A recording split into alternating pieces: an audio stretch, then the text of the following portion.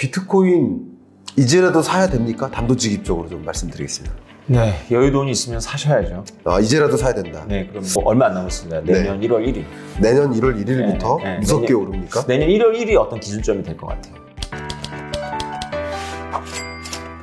여러분 안녕하세요. 오태민 교수님 다시 한번 모셨어요. 너무 많은 분들께서 다시 한번 초대해서 또 추가적으로 이야기 많이 했으면 좋겠다고 하셔가지고 초대를 좀 했습니다. 인사 한번 또 부탁드리겠습니다. 안녕하세요, 오태민입니다. 이렇게 또 초대해 주셔서 감사합니다. 네. 교수님하고 같이 대화하고 나서 제가 여기저기 불려다니고 있습니다. 정말 핫스타가 되셔가지고 교수님 덕입니다. 감사합니다. 아닙니다. 그 비트코인 그리고 달러의 지정학 이 책도 정말 많이 지금 나가고 있더라고요. 그래서 오늘 비트코인에 관한 이야기, 코인에 대한 이야기, 또 지정학적 이야기 이런 얘기 좀 많이 여쭙고 또 저희 채널은 다소 단순한 인터뷰, 이렇게 질문 드리고 답변 듣는 인터뷰라기보다는 대담을 지향하기 때문에 제가 평상시에 갖고 있는 생각과 좀 부딪힘이 있으면 또 적극적으로 좀 여쭤보도록 하겠습니다. 네, 그렇게 보겠습니다. 자, 먼저 비트코인 이제라도 사야 됩니까? 단도직입적으로 좀 말씀드리겠습니다. 네, 여유돈이 있으면 사셔야죠. 이제라도 사야 된다. 네, 그럼요. 앞으로 어떻게 될 거라고 보십니까? 앞으로 10년 안에 1년, 2년 단위로 생각하시면 안 되고 10년 안에 후회하지 않으실 거예요. 그 근거를 혹시 말씀해 주시면 어떨까요? 여러 근거가 있는데요. 일단 메타버스라든가 이런 플랫폼으로 세상이 움직이는 것은 피할 수가 없고요. 그러게요. 그리고 오늘의 주제기도 한 지정학적으로 보면 세계가 분열되고 있을 때 개인들한테는 살아남아야 되잖아요. 특히 부자들일수록 살아남을 생각을 하거든요. 그들은 비트코인이 필요합니다. 그러니까 부자들이 슈퍼리치들이 비트코인이 필요하기 때문에 여러분들한테 의미가 있는 거죠. 그런 관점에서 비트코인을 좀 접근해 보면 좋겠다라는 말씀이신데 제가 하나하나 좀 여쭙도록 하겠습니다. 먼저 물론 책에서도 이런 얘기가 정말 많은데 비트코인에 대해서 그 접근하는 관점이 있잖아요. 근데 굉장히 색다른 색다른 관점을 좀 제시를 많이 해 놓으셨더라고요. 어떤 접근을 좀 갖고 계십니까? 저는 제 관점이 색다르다고 보지 않고요. 원래 전통파 비트코이너라고 생각하는데 워낙에 이제 블록체인 쪽에 계신 분들은 기술과 속도 이런 것만 보니까 이게 인문학적이거나 어떤 지정학적 맥락은 잘 안 보시죠. 그렇죠. 근데 저는 비트코인을 공부하고 나서 우리는 이제 깨달았다고 표현을 하는데 비트코인을 부정하시는 분들한테는 죄송한 이야기지만 깨닫고 나서 제일 먼저 공부한 게 자금 세탁입니다. 왜냐하면 결국은 이 질문을 통과해야 되거든요. 이렇게 달러의 위상에 도전하고 국가의 법정화폐에 도전하는 것을 미국이 놔둘 것이냐 혹은 중국이나 이런 거대한 국가들이 놔둘 것이냐라는 질문을 저 혼자 돌파를 해야 되니까 당연히 국제금융 시스템의 현실에 대해서 공부를 해야 되고 그럼 거기서 굉장히 중요한 주제가 자금 세탁이거든요. 그러니까 자금 세탁이라는 기능이 있기 때문에 이런 표현을 해도 될지 모르겠지만 비트코인이 갖고 있는 자금 세탁 기능이 있기 때문에 이것을 그냥 해칠 수는 없다. 미국 정부든 각국 정부가 이 코인을 그냥 짓밟으려고 노력은 하고 있잖아요. 노력을 하고 있지만 그럼에도 불구하고 짓밟힐 수 없다. 그 근거 중에 하나가 자금 세탁이다. 그러니까 기술적으로는 비트코인을 이렇게 지금 현재의 기술로는 정부들이 비트코인을 막을 수는 없어요. 그러나 비트코인을 주류 금융 공영 기업들이 수용하는 것을 억제하고 있죠. 접근을 이제 억제하고 있죠. 거래를 막는다든가. 이제 교수님이야말로 저보다 더 거시경제 전문가시지만 세 가지 이유가 있습니다. 세 가지 이유. 첫 번째가 자금 세탁이에요. 자금 세탁, 테러 자금이라든가 적성 국가에서 쓰니까. 두 번째가 디플레이션 속성입니다. 거시경제학자들이 엄청나게 싫어하죠. 왜냐하면 통화량을 만들어가지고 경제를 활성화시켜야 되는데 비트코인은 속성이 디플레이션이잖아요. 발행량이 제한되어 있고. 그러니까 이제 경제학자들은 기본적으로 디플레이션을 인플레이션보다 더 두려워하죠. 두렵죠. 그런데 비트코인은 디플레이션의 속성이 있으니까 두려운 거죠. 디플레이션의 속성이 있다는 걸 조금 더 상세하게 설명해 주시면 감사하겠습니다. 비트코인은 2100만 개라는 수량이 처음부터 정해져 있어요.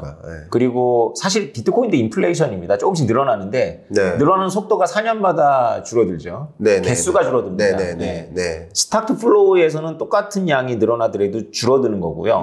볼륨은. 그런데 절대 볼륨이 처음에는 10분에 50개씩 나오다가 4년 지나서 25개로 나오다가 그리고 나 4년 지나서 12.5개로 나오다가 지금 6.25개 이렇게 나오죠. 그러면 내년에 또 줄어듭니다. 3.5 소수점으로. 그렇죠. 그러니까 디플레이션 속성이 있다고 보죠. 디플레이션 속성이 있다. 자금 세탁과 디플레이션 속성. 세 번째는 이제 국경이 없어요, 비트코인이. 그렇죠. 그래서 많은 사람들이 비트코인을 갖고 있으면 각 개별 국가의 통화 주권이 무너집니다. 쉽게 말해서 통화량이라든가 이자율을 가지고 조절을 할 수가 없어요. 브레이크하고 엑셀이 안 먹는 거죠. 그렇네요. 그 세 가지 관전 포인트로 비트코인을 지금 생각하고 계시고. 그렇죠. 그런 관점에서 비트코인은 어쨌든 집합할 수가 없다. 기술적으로는 그렇습니다. 기술적으로. 그러네요. 또 이 블록체인이라는 그 기술적인 접근만 하시는 분보다 이 코인 그 자체를 보는 것도 좀 중요한데 사실 또 코인을 이제 투자 대상으로서 생각하시는 분들조차 지금 말씀하시는 것처럼 이런 지정학적이거나 저는 이제 항상 이제 숲을 보시라고 강조를 하고 있는 편인데 그런 접근이 아니라 그냥 전고점, 전저점만 보세요. 그러니까 이제 이 비싸네. 그럼 투자하면 안 돼. 싸네. 투자해야 돼. 이렇게만 생각하시는 경향도 좀 없지 않아 있는데 이렇게 다각도로 코인에 대해서 우리 접근하는 것도 필요하겠다. 또 이런 생각이 좀 듭니다.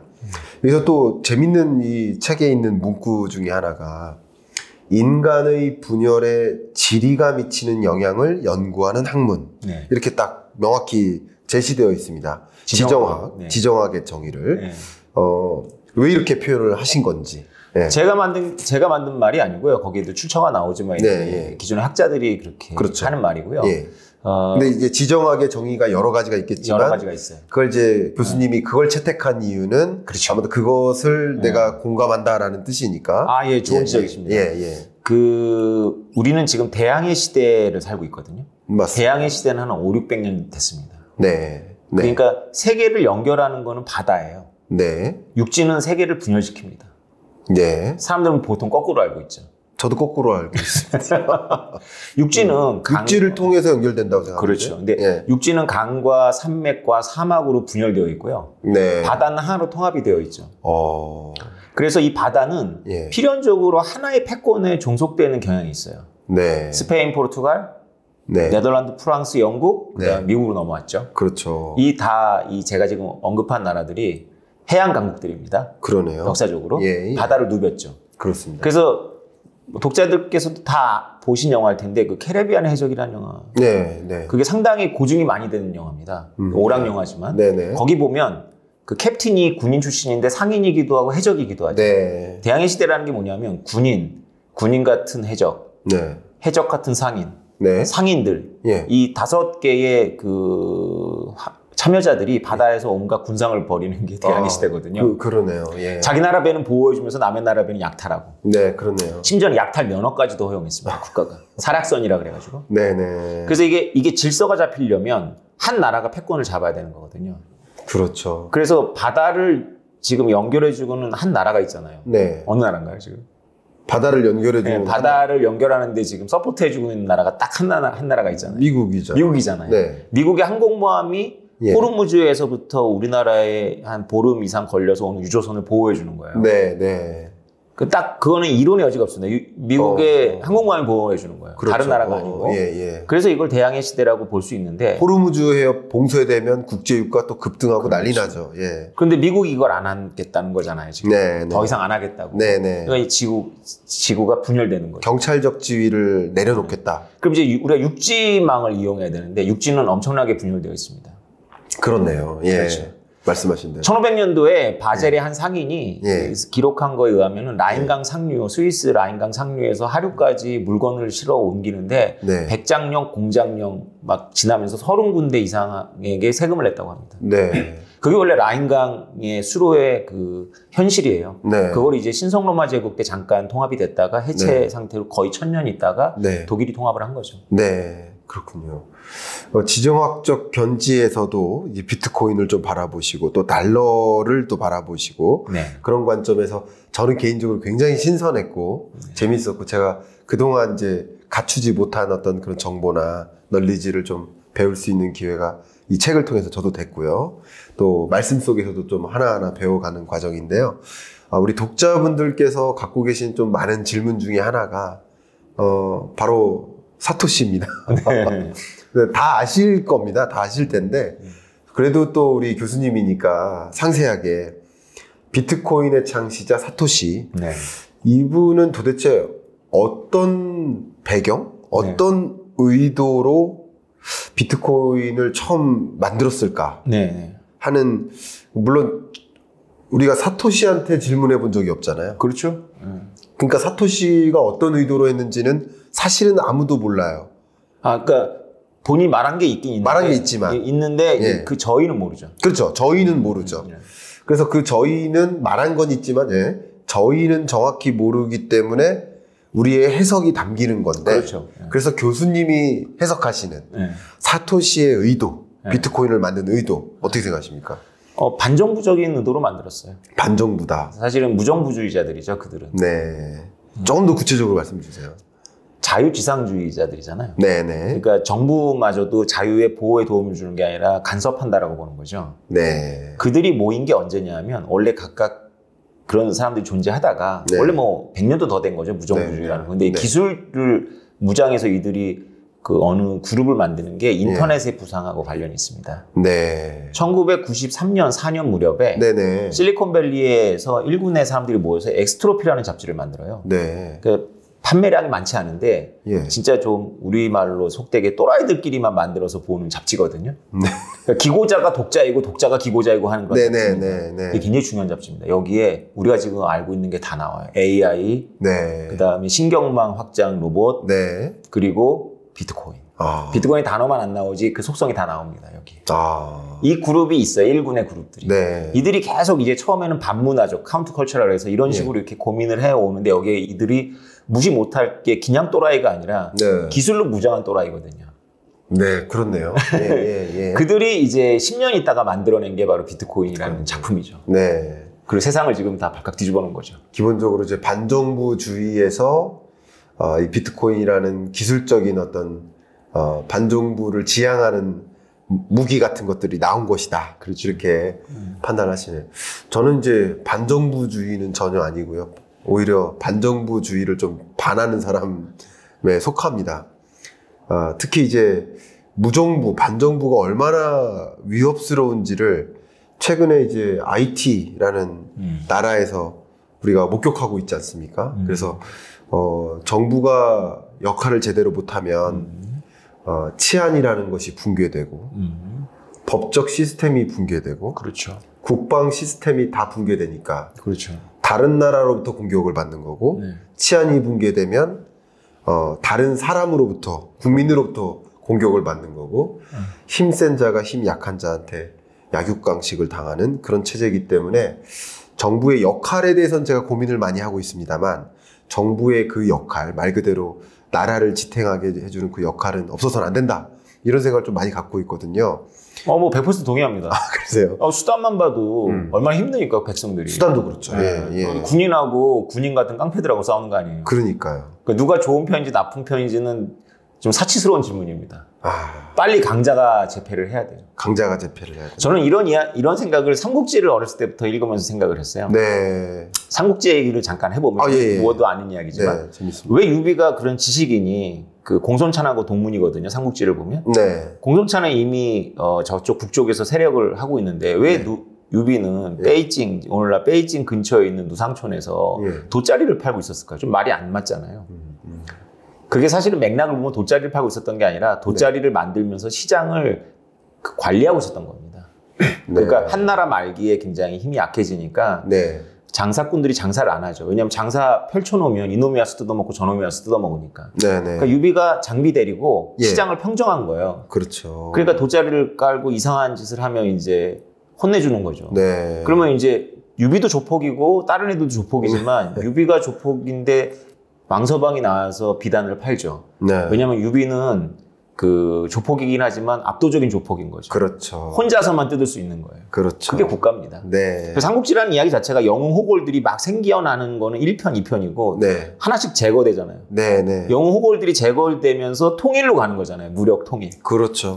그래서 국가를 바라볼 때 우리가 도덕적 관점이 필요하지만 사실은 네. 그보다 더 우선하는 게 수단을 보면 네. 강한 자가 압도적인 게 훨씬 더 중요한 사안입니다. 네. 근데 그것이 왜 중요하냐면 지정학의 세계도 그렇습니다. 국가들 간의 관계도. 네. 재밌습니다. 지금 말씀 속에 지금 막 빠져들고 있습니다. 이제 코인 얘기를 조금 더 해보고 싶은데요. 네.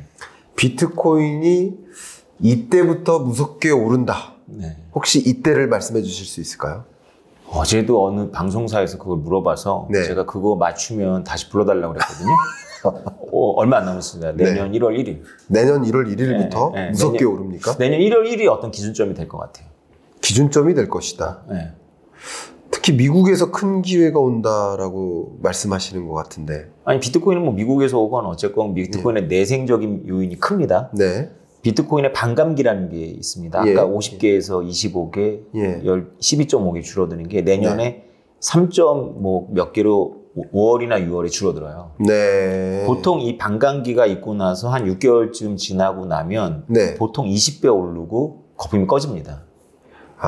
반감기가 지나고 나서. 네. 네. 여태까지 한 번도 예외가 없었어요. 네. 근데 그래서 이번엔 다들 주목을 해요, 이거를. 네. 근데 저는 이제 여기 퀘션이 있는 거예요. 예. 모두가 주목하는 잔치상에 먹을 게 있을까, 과연? 저는 있다고 생각하는데요. 모두가 주목하기 때문에. 네. 예. 그래서 그게 좀 앞당겨질 거라는 생각을 좀 할 수 있죠. 네, 지금까지는 1월 1일, 24년 1월 1일로 생각하셨지만, 그렇죠. 조금 더 앞당겨진다. 그게 그래서, 그러니까 그게 이제, 원래는 반감기가 2024년 여름에 있으면 네. 2025년 1월부터 올라야지 맞아요. 네. 그게 여태까지의 패턴인데 네. 모두가 기대를 이번에는 하기 때문에 미리 반영될 거라고 보는 거죠. 네. 내년에. 왜냐하면 사람들한테는 이게 내재 가치가 없다 보니까 실물이 없다 보니까 서로가 생각하는 저 사람이 생각하는 기준점이거든요. 네네. 그래서 우리한테는 물리적으로는 의미가 없죠. 뭐 1월 1일이라는 게 의미가 있는 건 아니잖아요. 근데 사람들은 되게 중시 여기죠. 그래서 2024년 그러니까 지금부터 6개월 후에 1월 1일이 어떤 네. 분수령적인 개념들이 되고 또 하나의 이유는 네. 이게 중요한데 제가 이제 비트코인을 공부하고 새 정부를 지났단 말이에요. 네네. 한국 정부 말고 미국 정부. 네네. 오바마, 트럼프, 바이든. 그렇죠. 근데 이 오바마는 무시했어요, 비트코인을. 예. 트럼프는 한 번, 비트코인 욕 한 번 했지만 아무 액션을 취하지 않았습니다. 네. 이때 미국의 공용 기업들이 비트코인을 수용하겠다라고 많이 청사진을 발표했고요. 네. 바이든 정부는 그런 공용 기업들한테 경고장을 날리고 있죠. 예. 그리고 본인들도 지금 막 거래소를 때려잡고 있잖아요. 네네. 가장 반 비트코인입니다. 그러네요. 바이든이. 예. 그랬기 때문에 비트코인의 때가 내년에 올 것 같아요. 왜냐하면 비트코인은 언제나 탄압을 받으면 위축되다가 네. 사람들한테 인식을 심어줘요. 못 없애네. 검증이 돼버려요. 그렇게 했는데 못 없애네. 그렇죠. 그러면 무섭게 반등합니다. 그렇군요. 저는 이제 그런 의미에서 좀 미국에 조금 더 집중을 해보고 싶은 마음인데요. 지금 말씀 속에서도 좀 묻어나고 있지만 이 지정학이라는 것, 이 지정학의 지정학을 이해하는 어떤 출발점, 그건 분명 또 미국이다. 그것은 아마도 이제 말씀 속에서 패권을 장악하고 있기 때문에라고 또 생각을 할 수 있겠는데 그렇게 보고 계시는 이유가 뭘까요? 미국이 결국 지정학의 이해의 출발선이다. 라고 판단하시는 이유. 저는 철저하게 비트코인을 깨닫고 나서는 비트코인의 관점에서 세상을 봅니다.